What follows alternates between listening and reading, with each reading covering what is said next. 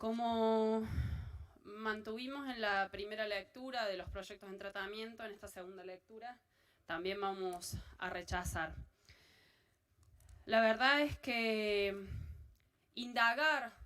en este presupuesto, con la falta de información pública que lo sostiene, es votar un cheque en blanco. La concejal propinante ya se refirió a la cuestión de la emergencia en diversos órdenes de este presupuesto, de este paquete. Pero es realmente preocupante aquello que hace a un problema histórico, estructural de la ciudad, como es el problema del transporte, donde la ordenanza y el código sostienen la declaración de la emergencia. Y es preocupante porque cuando uno empieza a escarbar un poquito en aquello que los funcionarios no dicen, aparece que ahora el 31 de diciembre se vence el alquiler de alrededor de 100 unidades que tiene alquilada la municipalidad Tance y que tienen ya un agotamiento de su vida útil importante. Un agotamiento que a su vez genera los accidentes y los problemas que hemos visto durante estos últimos 2 años en la situación del transporte público de la ciudad. Un accidente donde rápidamente se culpa a los trabajadores cuando los responsables políticos son los empresarios del transporte y los funcionarios municipales que lo avalan. Pero la cuestión es, ¿qué va a pasar cuando esas 100 unidades que ya tienen más de 10 años de vida útil no se puedan volver a alquilar? ¿Las van a volver a alquilar estando aún deterioradas al punto de que deberían salir de circulación y que, como denuncian los trabajadores, ponen en riesgo la vida de usuarios y de ellos mismos?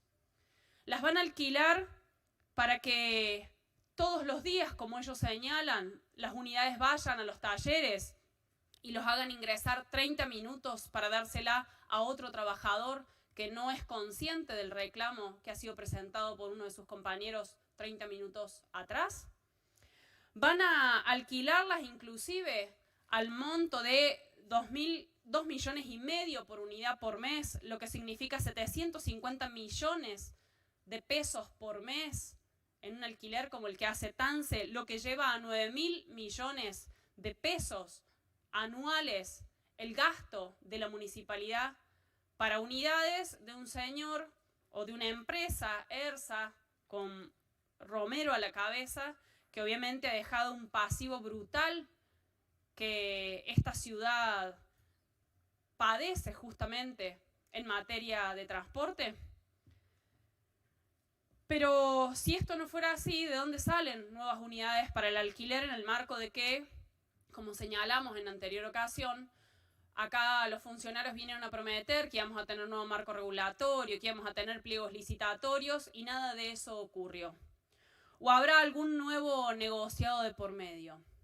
Dicen las malas lenguas, que algo saben, que la crisis de ese anunciado sistema metropolitano es porque los oferentes o los implicados vinculados a Fonobús no se pondrían de acuerdo. Y resulta que quienes están muy interesados en aceptar, entre los socios accionarios, de aceptar entrar al juego del transporte cordobés, serían viejos conocidos de la provincia y de la ciudad, como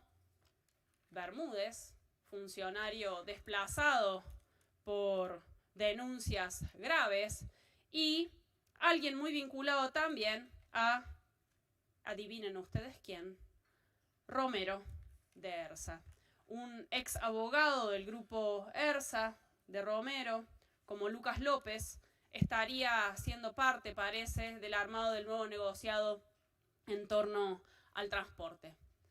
Estas son las cuestiones que el sostenimiento de la emergencia, que este paquete presupuestario en materia de transporte impide que este Consejo Deliberante analice a fondo.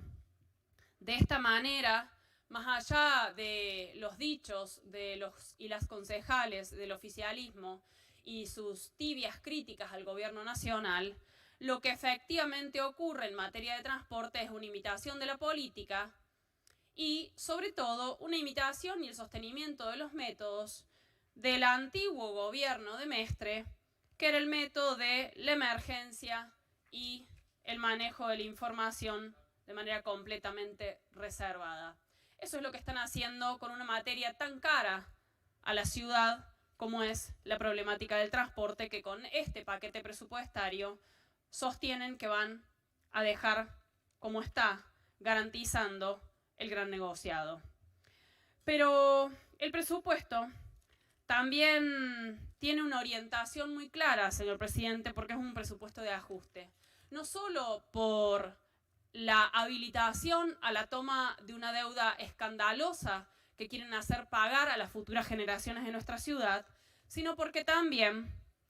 cuando uno empieza a indagar un poco, se da cuenta de que más allá de las declaraciones, el mensaje de elevación, donde, como decía en otra ocasión, le quieren poner rostro humano a un capitalismo desaforado que defienden,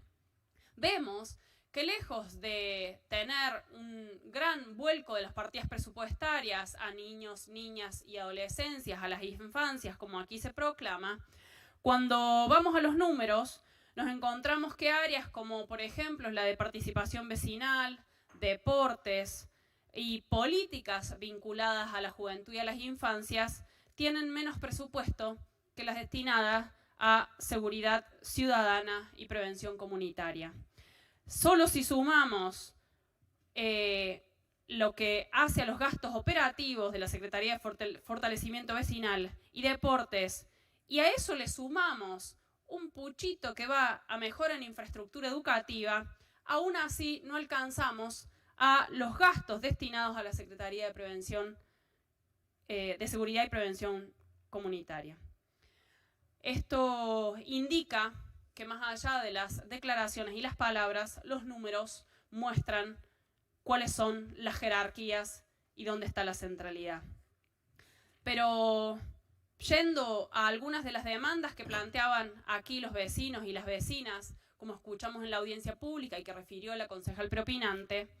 la verdad es que están todos esos reclamos completamente desatendidos. No solo porque ni siquiera en la formalidad ustedes modificaron una coma de este presupuesto y su primera lectura, sino porque además, cuando uno pregunta por el plan de trabajos públicos y algún mínimo detalle para conocer si esas obras a las que inclusive los ciudadanos y las ciudadanas se refirieron como promesas del presupuesto 2025, casi haciendo proselitismo anticipado de la actual gestión,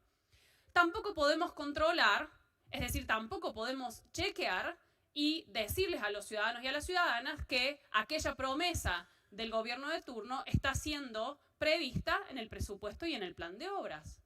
Porque los trabajos no son conocidos. Hay cifras generales con escasísimo detalle. Y los funcionarios a quienes les preguntamos por estas obras, como por ejemplo la de Villa Cabrera, de Sandra Saboini, que era una de las participantes de la audiencia pública, contestan con cero pudor y sin sonrojarse que no es costumbre mandar el detalle de obras a este Consejo Deliberante. Como si eso fuese pura justificación. Pareciera que hay que preguntar obra por obra, vecino por vecino, y inclusive dándole lugar a la acción de punteros políticos para encomendarle a los funcionarios de turno cada obra de cada barrio, de cada lugar, de cada demanda que nos llegan a los concejales. Es decir, la discrecionalidad absoluta en el manejo de los números, en el tratamiento de las políticas públicas, en el acceso a la información. Tampoco han contestado, y hemos insistido tanto al presidente de la Comisión de Desarrollo Urbano como a la relatora, que nos respondan pedidos de informe sobre qué ocurre, por ejemplo, en materia de vivienda,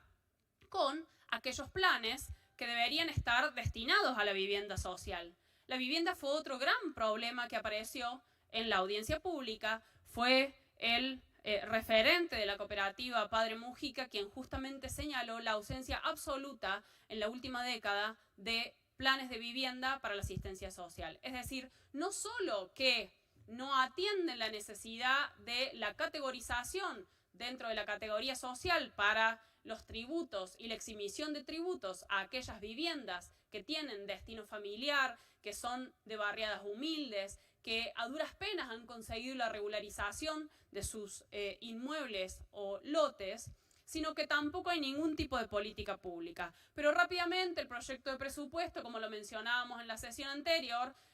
aclara, festeja, declama que le han bajado el 15% a los desarrollistas inmobiliarios en materia tributaria. Pues el pedido de informe que presentamos en marzo requería saber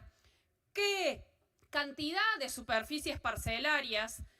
aportadas por los loteos y urbanizaciones en función del artículo 10 de la ordenanza 12.614 habían aportado estos grandes desarrolladores urbanos. ¿Cuánta era la deuda que tenía